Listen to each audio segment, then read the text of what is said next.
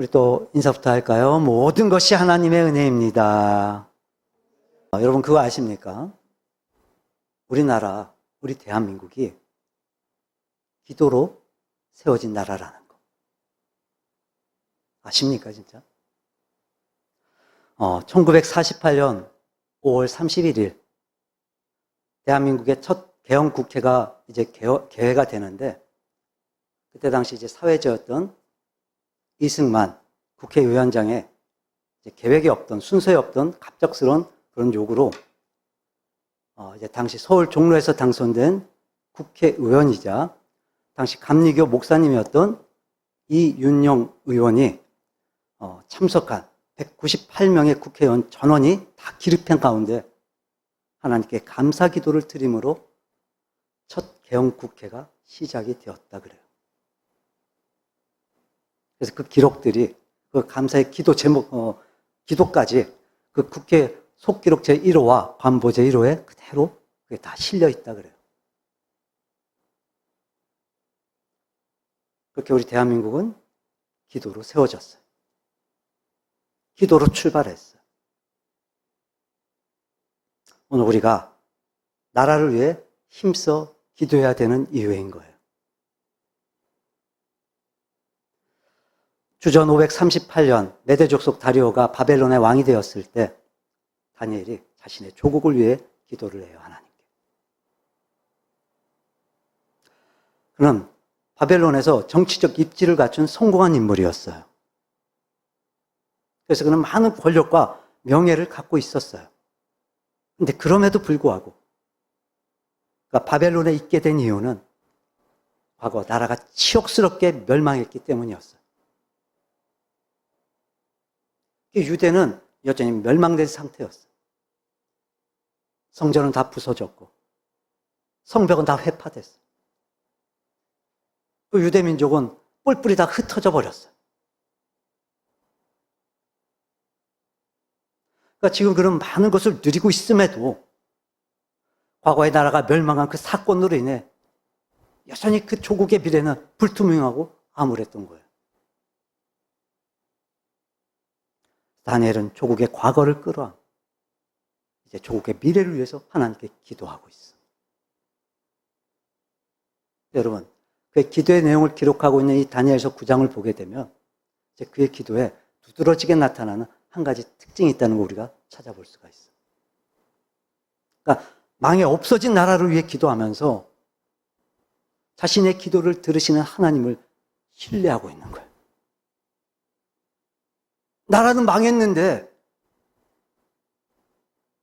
그 자신의 기도를 들으시는 하나님을 신뢰하는 거예요, 지금.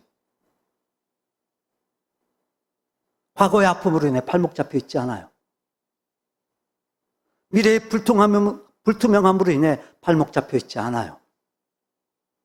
오히려 자신의 기도를 들으시는 하나님을 신뢰하며 자신의 조국을 위해 부르짖고 있어요, 다니엘이. 그래서 19절을 보면 다니엘이 이렇게 기도를 해요. 주여 들으소서. 주여 용서하소서. 주여 귀를 기울이시고 행하소서. 주여를 반복해서 부르짖고 있어요, 주여를. 그래서 여러분, 여기서 이 주여라고 하는 이 의미는 아도나이, 즉 주인 되신 하나님을 의미해요. 주인 되신 하나님. 즉 역사를 주관하시는 하나님, 나라를 주관하시는 하나님, 그 모든 것의 주인 되신 하나님을 그가 지금 온전히 신뢰하며 잃어버린 조국을 위해 지금 하나님께 기도하고 있는 거예요.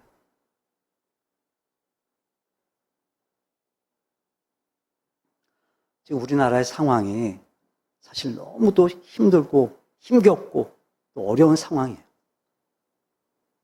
여러분도 실감하고 계실지 모르겠지만 지금이 과거 그 코로나 때보다도 더 힘들다 그러고 또 IMF 때보다도 훨씬 더 지금 힘들다 그래요. 대통령은 탄핵을 당해서 지금 다시 뽑아야 되는 상황이고, 그렇게 대통령의 공석으로 인해서 미국은 또 막 우리를 더 압박해오고, 그렇게 경제적으로도 정치적으로도 그래서 외교적으로도 정말 전방위적으로 어려움을 겪고 있다 그래요. 여러분, 지금 이때가 나라를 위해 기도해야 될 때가 아닐까요? 다니엘이 조국의 과거와 미래를 끌어안고 하나님께 기도했던 것처럼 우리의 과거와 우리의 미래를 위해 우리가 하나님께 부르짖는다면, 모든 역사를 주관하시는 하나님을 신뢰하며 우리가 하나님께 부르짖는다면 역시나 하나님은 우리의 기도를 들으시고 우리나라를 이끌어 주시리라 믿습니다. 여러분, 그럼 다니엘은 어떤 하나님을 신뢰했기에 그럼에도 불구하고 나라를 위해 기도할 수 있었을까? 다니엘이 신뢰했던 하나님은 과연 어떤 하나님이실까요? 오늘 본문 앞에 7장을 보면, 7절을 보면 다니엘이 이런 기도를 해요. 주여, 공의는 주께로 돌아가고 수치는 우리 얼굴로 돌아옴이 오늘과 같아서. 즉, 하나님은 공의로우시다는 거예요. 그 공의로우신 하나님께서 행하신 일 때문에 우리는 지금 수치를 당하고 있다는 거예요. 하나님은 공의로우시기 때문에 우리가 겪는 이 수치 너무나 마땅하다는 거예요. 그리고 그 이유를 설명해요. 오늘과 같아서. 오늘과 같아서. 지금 모습이 그렇다는 거예요. 유다 사람들과 예루살렘 거민들과 이스라엘이 가까운 곳에 있는 자들이나 먼 곳에 있는 자들이 다 주께서 쫓아내신 각국에서 수치를 당했습니다. 여러분, 나라가 망했어요. 바벨론에 의해 점령당했어요. 다 포로로 끌려갔어요. 물론 남아있는 사람들도 있었을 거고 또 애굽으로 도망간 사람들도 있었어요. 하지만 그들 역시도 수치를 겪고 있다는 거예요, 지금. 근데 주께서, 그러니까 하나님께서 쫓아내셨대요. 하나님께서 쫓아내신 거래요. 이유를 설명하죠. 이는 그들이 주께 죄를 범하였음이니이다. 하나님께 죄를 범했기 때문에 나라가 망했다는 거예요. 하나님께 범죄했기 때문에 다 쫓겨나고 뿔뿔이 흩어져서 수치와 모욕을 지금 겪고 있다는 거예요.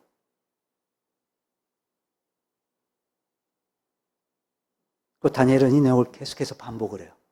8절 볼까요? 주여, 수치가 우리에게 돌아오고 우리의 왕들과 우리의 고관과 조상들에게 돌아온 것은 우리가 주께 범죄하였음이니이다. 우리가 주께 범죄했습니다. 11절 마지막 부분 보세요. 이는 우리가 주께 범죄하였음이니이다. 15절 마지막 부분도 우리는 범죄하였고 악을 행하였나이다. 지금 다니엘이 조국의 과거를 위해 기도해요. 우리나라가 망했습니다. 우리가 다 흩어졌습니다, 하나님. 모두가 다 수치와 모욕을 겪고 있습니다, 하나님. 근데 다니엘은 과거를 뭐라고 얘기해요? 우리가 하나님께 범죄했기 때문이라는 거예요. 우리가 하나님께 죄를 지었다는 거예요.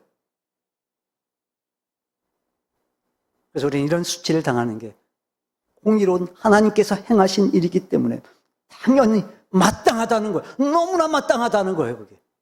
당연하다는 거예요, 그게.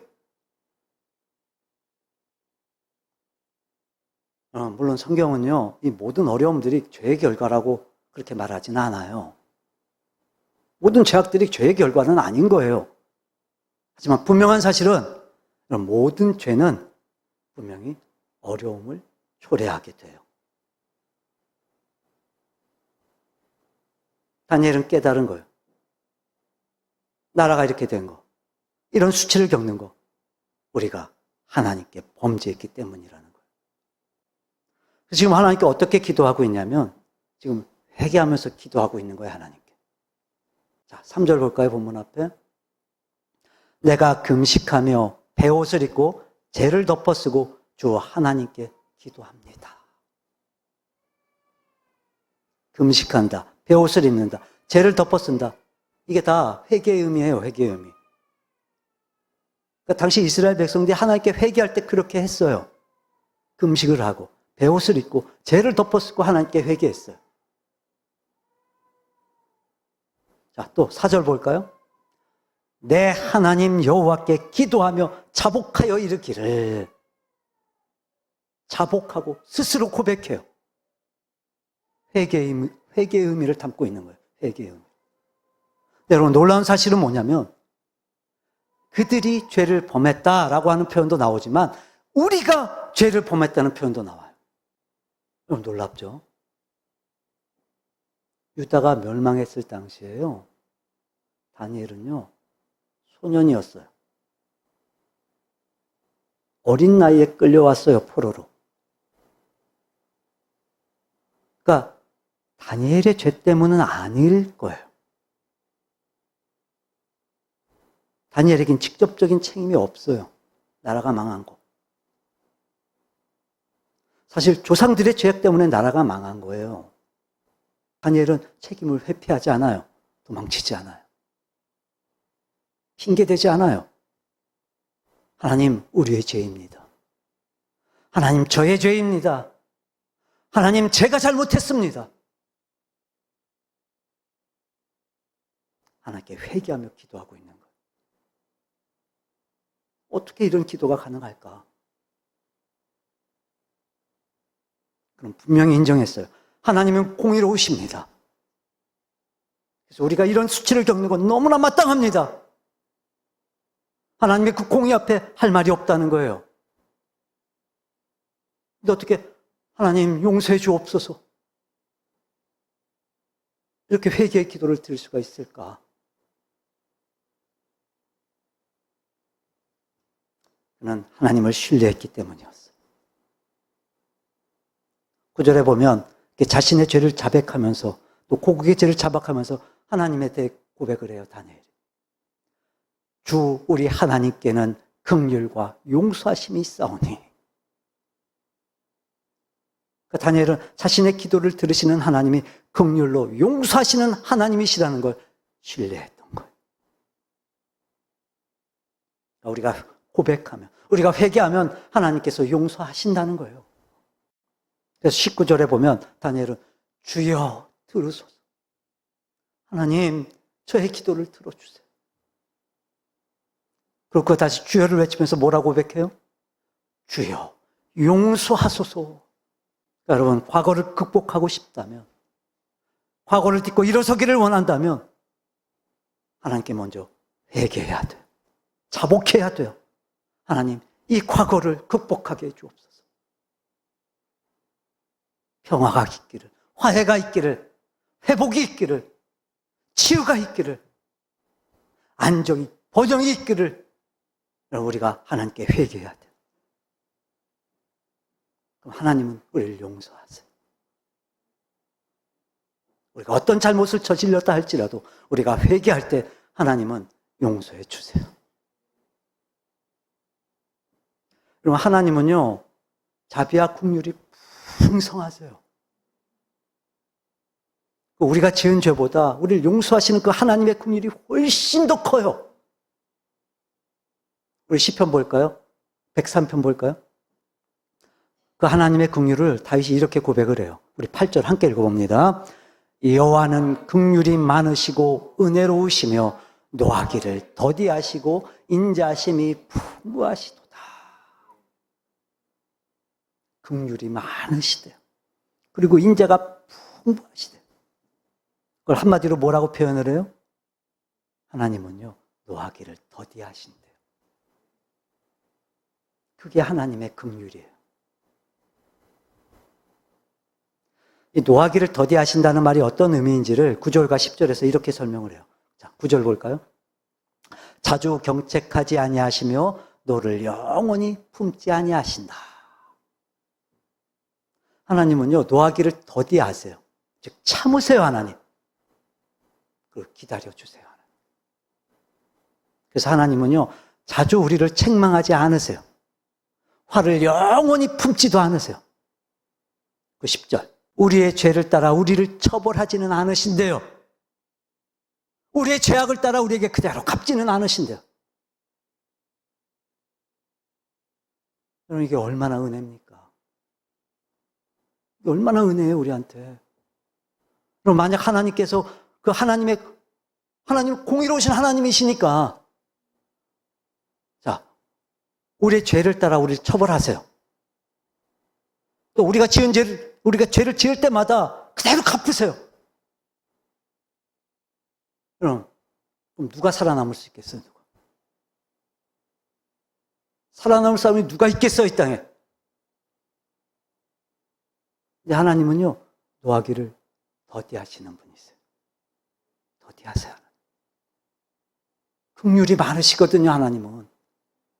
참아주시고, 기다려주시고, 기회를 주세요, 하나님. 특히 하나님은요, 우리가 죄를 지은 대로 처벌하지 않으세요. 우리가 죄를 지어 그대로 갚지도 않으세요, 하나님은. 그러니까 이런 거예요. 하나님은요, 우리가 잘못할 수도 있다는 걸 알고 계시는 거예요, 하나님이. 근데 하나님은요, 우리를 언제든지 용서해 주시는 것도 갖고 계시는 거예요, 하나님이.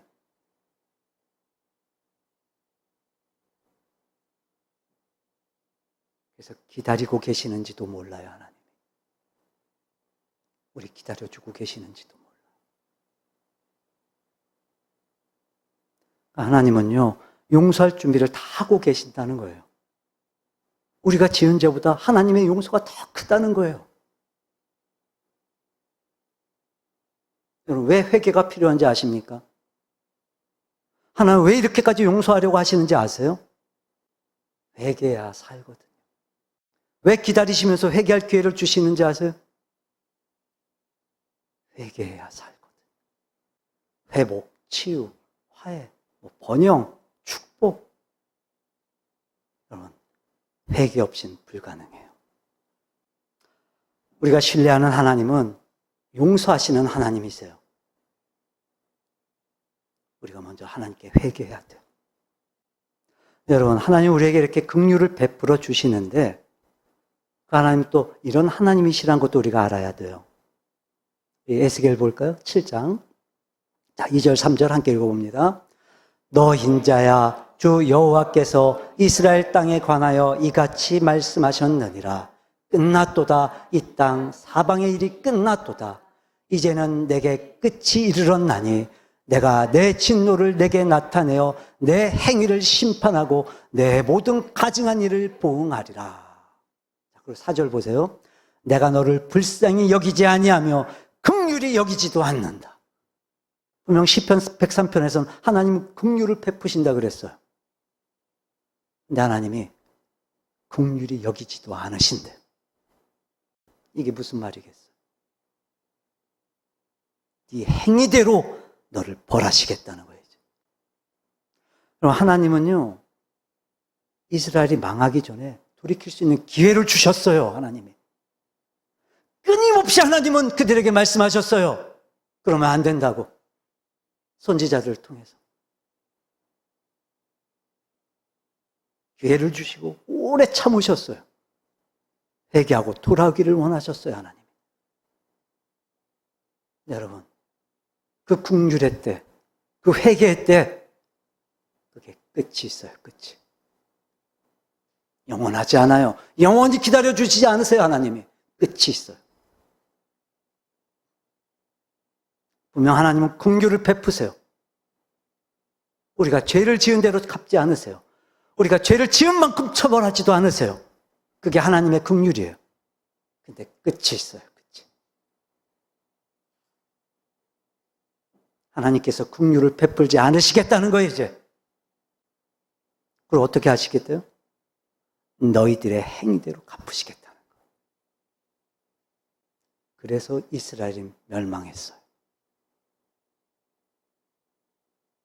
여러분, 분명히 끝이 있어요. 여러분, 좀 하나님은요, 지금 우리나라를 두고 보시는 거 아닐까? 기다리고 계시는 거 아닐까? 여러분, 기억하세요. 하나님이 원하시는 건 단순히 과거의 죄를 탓하시려고 하시는 게 아니에요, 하나님은. 하나님이 원하시는 건 우리가 회개하고 돌아오기를 원하시는 거예요. 여러분, 지금 우리나라의 상황들을 보면요, 사실 우리의 책임을 통감해야 돼요. 인정해야 돼요. 이 시대가 하나님을 하나님으로 인정하지 않아요. 하나님의 말씀을 진리로 인정하지 않아요. 죄를 당연시 여겨요. 죄책감도 느끼질 않아요. 그리고 죄는 점점 더 악랄해져 가요. 물론 우린 하나님을 믿는 사람들로서 상대적으로 보면 그들보다 낫다고 말할지도 몰라요. 근데 따지고 보면 솔직히 그렇지도 않아요. 우리가 교회를 나오지만 믿지 않는 사람들보다도 더 험악하고 더 못된 짓을 우리가 하기도 하니까. 왜 이렇게 된 걸까? 왜 이런 일들이 생기는 걸까? 먼저 믿은 그리스도인들로서 어찌 우리가 그 책임을 피할 수가 있겠어요? 적어도 하나님을 믿는다고 말하는 우리라도 하나님 정말 살아계신 분인 줄로 우리가 믿었다면, 하나님이 살아계신다고 정말로 믿는다면, 저들의 눈엔 보이지 않을지 모르지만 우리를 통해 저들이 하나님의 살아계심을 볼 수 있었다면 과연 이 지경이 됐을까? 물론 저들은 하나님 말씀을 인정하지 않아요. 하나님 말씀이 진리가 아니라는 거예요. 진리 없다는 거예요. 하지만 우리는 하나님 말씀 읽고 듣잖아요. 우리 하나님 믿잖아요. 그런 우리라면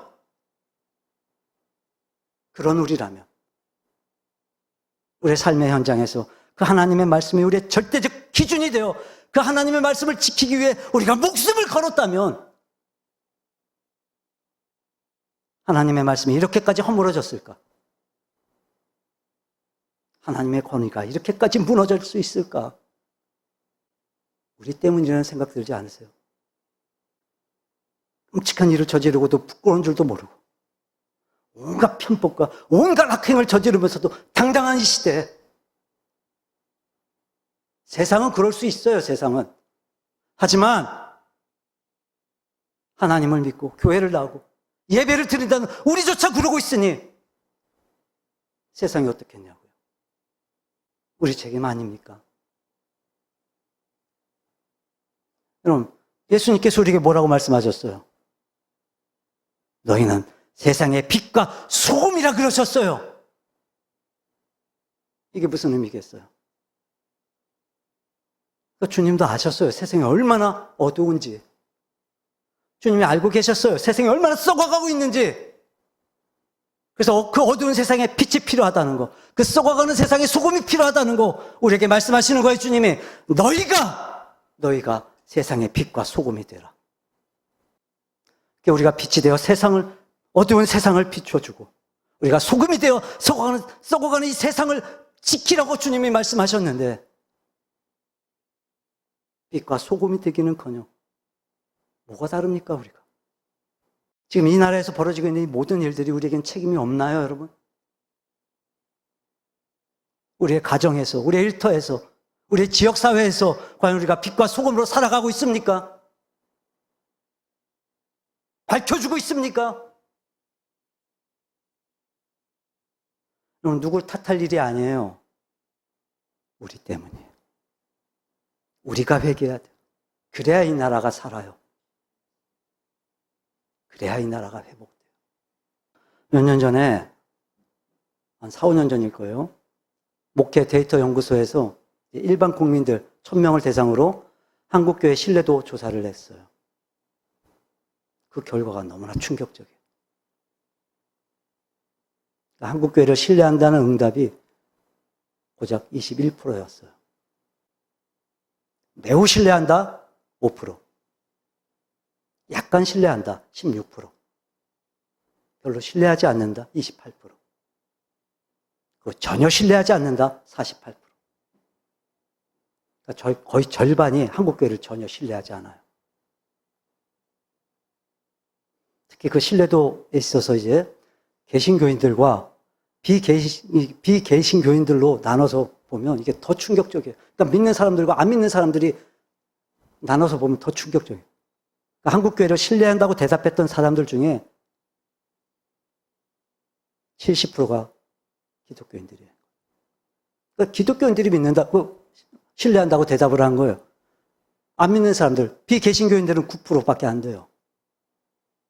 근데 그 전년도와 결과를 비교해 보면요, 너무 심각해요. 그 전년도엔 32%가 신뢰한다 그랬대요. 1년 사이에 23%나 더 하락이 된 거예요. 물론 이런 분석도 있었어요. 코로나 시기가 있었잖아요. 코로나 때 이 교회들에 대한 잘못된 인식이 있었다. 그러니까 제가 정확한 수치는 잘 기억이 안 나는데 10%인가 11% 정도가 교회발 확진자가 나왔대요. 전체 이제 확진자 중에 10%에서 11% 그럴 거예요. 근데 그게 이제 40%네, 50%네 이런 정확지 않은 소식들. 잘못된 인식 때문이다. 그런데다 이제 또 이번 탄핵 사건 때 정치적 색깔 드러내는 교회들, 정치 목사들, 그거 따라가는 성도들. 네, 여러분, 꼭 그것 때문일까요? 꼭 그것 때문일까요?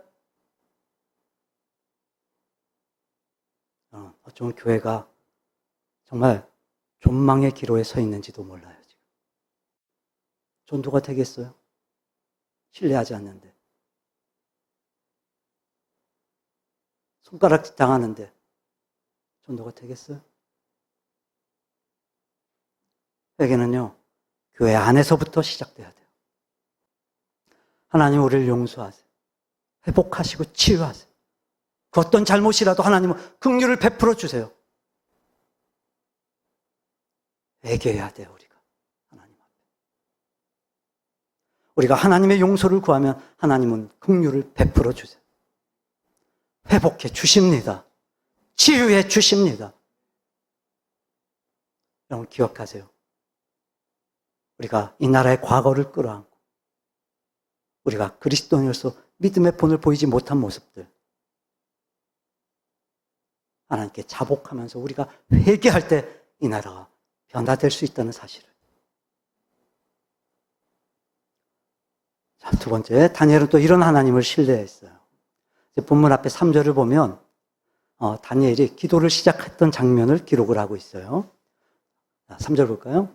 내가 금식하며 베옷을 입고 재를 덮어 쓰고 주 하나님께 기도하며 간구하기를 결심하고. 그러니까 그냥 기도했던 게 아니라 어떤 동기가 있었던 거예요, 동기가. 어떤 그 동기를 통해, 어떤 계기를 통해서 기도하며 간구하기를 뭐 했어요? 결심했어요, 결심. 그럼 이 결심했다는 말이 무슨 말이냐면 얼굴을 들고 하나님을 주목했다는 거예요. 하나님을 향했다는 거예요. 그러니까 이런 거예요.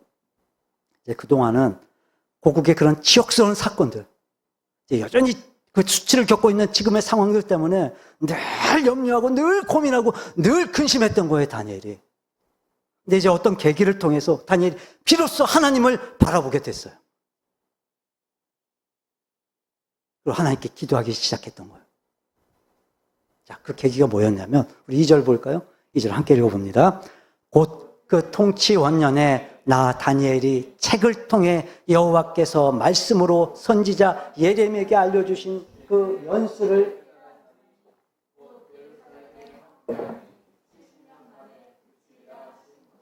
아멘. 늘 고국의 미래 때문에 염려하고 근심했던 다니엘이 오늘날 선지자 예레미야의 예언이 기록되어 있는 책을 발견한 거예요. 그리고 거기에 이 예루살렘의 황폐함이 70년 만에 그치리라 하나님의 말씀이 적혀 있었던 거예요, 그 책에. 다니엘이 그 사실을 발견했어요. 그리고 그 뜻을 면밀히 살피면서 깨닫게 된 거예요. 우리나라가 멸망했지만 그래서 이렇게 수치와 모욕을 겪고 있지만 하나님이 정해 주신 연수가 있었구나.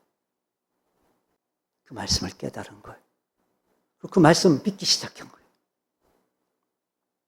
그리고 그게 계기가 되어서 다니엘이 지금 하나님 앞에 자신의 조국을 위해 기도하고 있는 거예요. 그래서 그가 하나님께 이런 기도를 해요. 우리 17절 볼까요? 함께 읽어봅니다. 17절. 그러하온즉 우리 하나님이여 지금 주의 종의 기도와 간구를 들으시고 주를 위하여 주의 얼굴빛을 주의 황폐한 성소에 비추시옵소서. 지금 예루살렘은요 황폐됐어요. 다 무너졌어요. 다 흩어졌어요. 뿔뿔이. 네, 하나님, 이 황폐된 이 예루살렘에 주의 얼굴빛을 비춰주옵소서. 여러분, 주의 얼굴, 즉 주의 은혜, 주의 축복을 상징하는 거예요. 그걸 황폐한 이 성소에 비춰달라는 거예요. 무슨 의미겠어요? 다시 나라가 세워지고 다시 나라가 발전하고 다시 나라가 번영되게 될 것을 기대하면서 하나님의 회복을, 하나님의 은혜를, 축복을 하나님께 기도하고 있는 거예요. 하나님께서 주신 그 약속의 말씀 때문에. 자, 그럼 그가 지금 어떤 하나님을 신뢰하고 있는 걸까요? 자, 4절 우리 볼까요? 4절 다시 보세요. 다니엘이 기도를 해요. 내 하나님 여호와께 기도하며 자복하여 이르기를 크시고 두려워할 주 하나님, 주를 사랑하고 주의 계명을 지키는 자를 위하여 언약을 지키시고 다니엘이 지금 자신의 조국을 위해 기도해요. 과거를 극복하기 위해 지금 회개하며 기도해요. 그럼 미래가 열려지기를 위해 하나님께 기도해요. 무엇을 붙들고? 하나님의 약속의 말씀을 붙들고 그 하나님이 어떤 분이시라는 걸 신뢰했기 때문에. 그 하나님은 언약을 지키시는 하나님이셨던 거예요. 언약을 지키시는 하나님. 그래서 그 약속의 말씀을 가슴에 품고 다니엘은 하나님께 기도해요. 그래서 19절에 주여 들으소서, 그리고 주여 용서하소서, 그리고 주여 행하소서.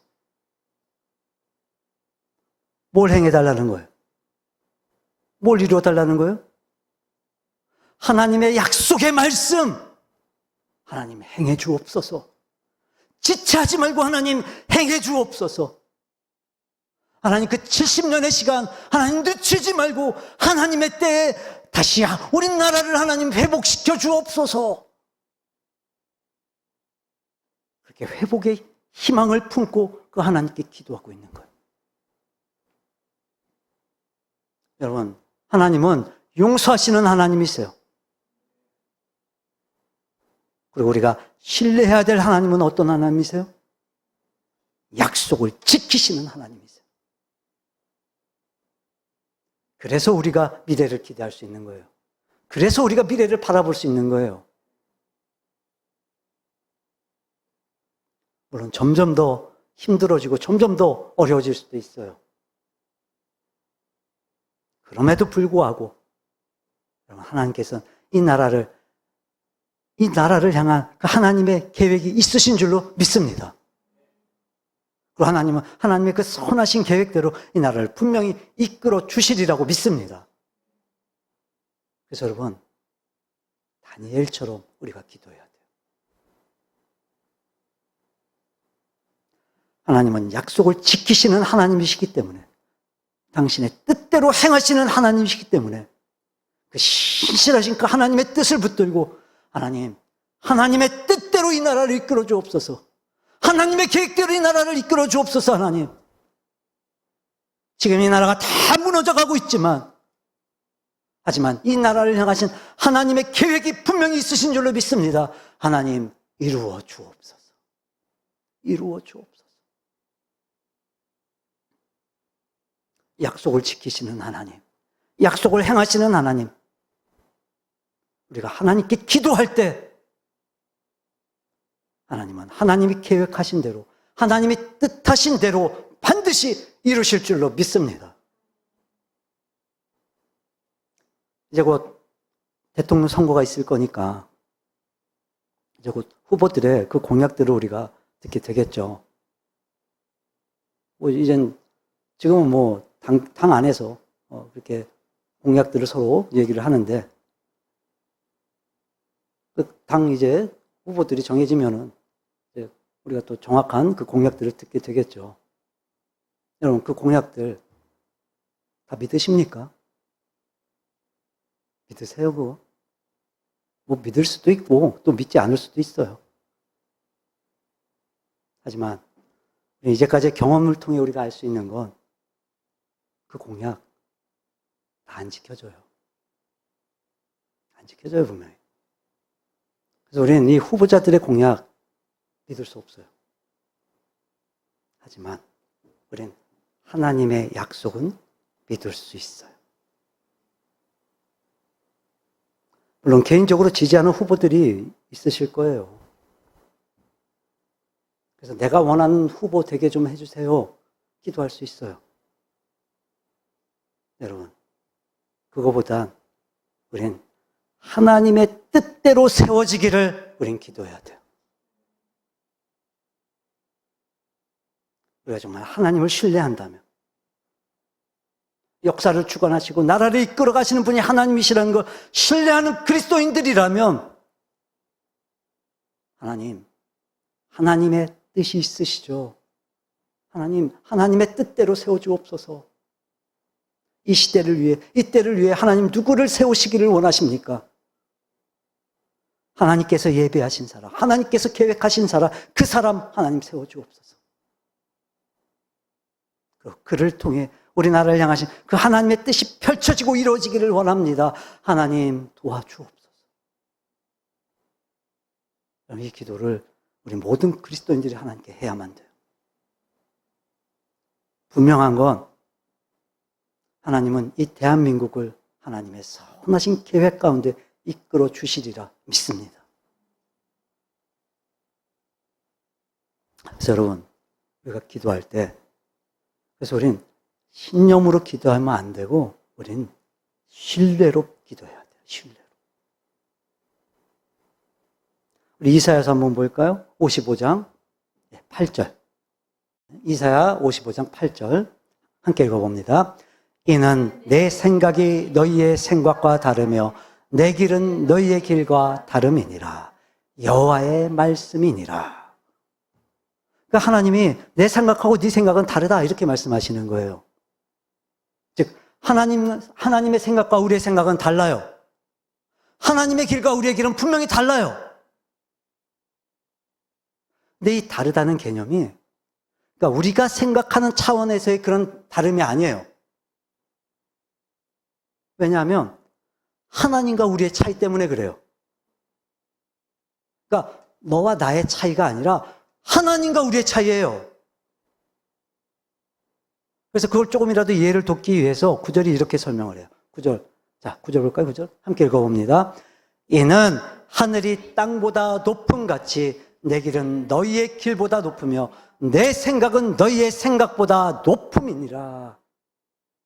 마치 하늘이 땅보다 높음 같이, 즉 하늘과 땅 차이만큼 우리의 생각과 하나님의 생각, 우리의 길과 하나님의 길이 다르다는 거예요.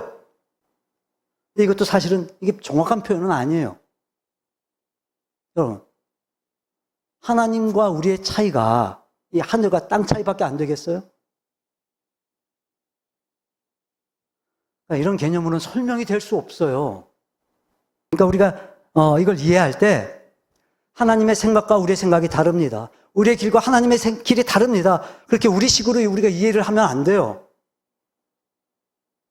하나님의 차원과 우리의 차원이 다르잖아요. 그만큼 다른 거예요, 그만큼. 자, 그래서 하나님이 그 다르다는 차원을 이렇게 설명을 해주세요. 10절.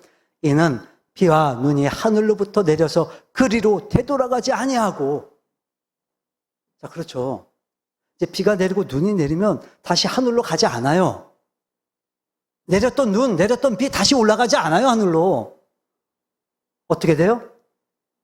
땅을 적셔서 소출이 나게 하며 싹이 나게 하여 파종하는 자에게는 종자를 주며 먹는 자에게는 양식을 주과 같이. 즉 하늘에서 비가 내리고 눈이 내리면 반드시 그 결과가 주어지게 되는 것처럼 11절. 내 입에서 나가는 말도 이와 같이. 즉 10절에서 설명한 것처럼 헛되이 내게로 되돌아오지 아니하고 나의 기뻐하는 뜻을 이루며 내가 보낸 일에 형통함이니라. 하나님의 말씀은요, 반드시 그대로 이루어진다는 거예요. 이 형통한다는 말이요, 성취된다는 말이에요.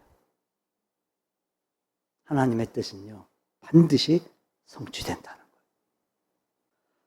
그래서 우리가 기도할 때마다 내가 원하는 거 내 기대대로 이루어질 거야. 이렇게 자기 신념으로 기도하는 게 아니에요. 우리는 기도할 때마다 때론 자기 신념으로 시작할 수 있을지 모르겠지만 이 기도의 과정을 통해 자기 신념에서 하나님 신뢰로 바뀌어야 돼요. 하나님의 뜻을 살피고 하나님이 원하시는 게 뭘까? 하나님 계획하신 게 뭘까? 지금 내 눈엔 이거밖에 보이지 않는데, 그래서 난 이거밖에 생각이 안 되는데, 과연 내 시선을 넘어서는 하나님, 내 시각 넘어서는 하나님, 내 사고를 뛰어넘는 하나님, 과연 하나님은 어떤 계획과 뜻이 있으실까? 하나님, 그게 무엇입니까? 자기 신념에서 하나님 신뢰로 바뀌어서, 여러분, 마침내 우리의 기도의 결론이 뭐예요? 하나님의 뜻대로 되기를 우리는 기도하는 거예요. 나라를 위해 기도할 때도 그래요, 여러분. 우리가 알면 얼마나 알고, 우리의 판단이 정확하면 얼마나 정확하겠어요. 물론, 때로는 정확한 판단으로 잘잘못을 따져야 될 때도 있어요, 분명히. 하지만, 그럼에도 불구하고, 우리가 하나님께 부르짖어야 될 이 나라를 위한 기도는, 하나님, 이 나라를 향하신 하나님의 뜻이 이루어지게 해 주옵소서. 하나님은 하나님의 뜻을 갖고 계시고 그 하나님의 뜻이 이루어지기를 위해 하나님은 기도하는 사람들을 통해 하나님은 하나님의 역사를 펼쳐가세요. 여러분, 정말 나라가 잘 되기를 원한다면, 이 나라가 정말 화해와 회복으로 나아가기를 원한다면 우리는 하나님의 뜻대로 이루어지기를 위해서 우리는 기도해야 돼요. 사상과는 상관이 없어요. 진영도 상관없어요. 정치적 입장 필요 없어요. 그건 다 하나님 뜻보다 아래예요. 밑이에요, 다. 모든 걸 주관하시고 역사를 섭리하고 이끄시는 하나님이라는 사실을 우리가 정말로 믿는다면, 그래서 이 나라가 그 하나님의 역사 안에 있기를 원한다면 우리는 하나님의 뜻대로 되기를 위해서 우리는 기도해야 돼요. 여러분, 하나님은 용서하시는 하나님이세요. 하나님은 약속을 지키시는 분이세요. 그러니까 우리가 과거를 어떻게 극복해요? 하나님께 회개하는 거예요. 우리가 미래를 어떻게 꿈꿔요? 하나님의 뜻대로 되기를 우리는 부르짖는 거예요. 말씀을 정리합니다. 여러분, 우리가 지금 뭘 해야 될까요? 기도해야 돼요, 하나님께. 회개해야 돼요, 하나님께. 우리가 지금 뭘 해야 될까요? 기도해야 돼요. 이 땅에 하나님의 뜻이 펼쳐지기를, 이 땅에 하나님의 나라가 이루어지기를, 이 땅에 하나님의 역사가 펼쳐지기를, 이 땅에 하나님의 긍휼이 임하기를, 우리의 죄악을 용서하시고 이 땅을 고쳐주시기를. 무엇보다 십자가는 없어지고 돈, 명예, 권력, 이런 세상 우상들을 섬기고 있는 이 땅의 교회들,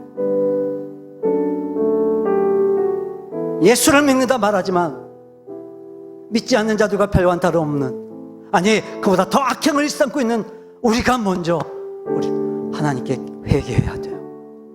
그리고 하나님의 뜻대로, 하나님의 계획대로 이 나라를 이끌어 달라고 우리가 부르짖어야 돼요.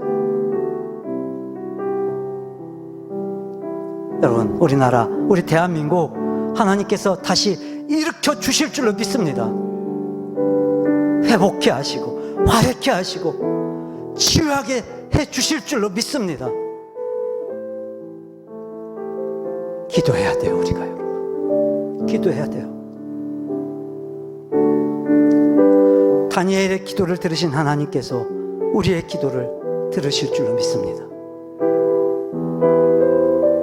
우리 신앙의 선배들의 기도를 통해 나라를 위기 때마다 건져주신 하나님께서 오늘도 우리가 하나님께 엎드려 기도하게 되면 용서하시는 하나님, 언약을 지키시는 하나님께서 우리의 기도에 응답하셔서 이 땅에 하나님의 역사를 이루어 가실 줄로 믿습니다.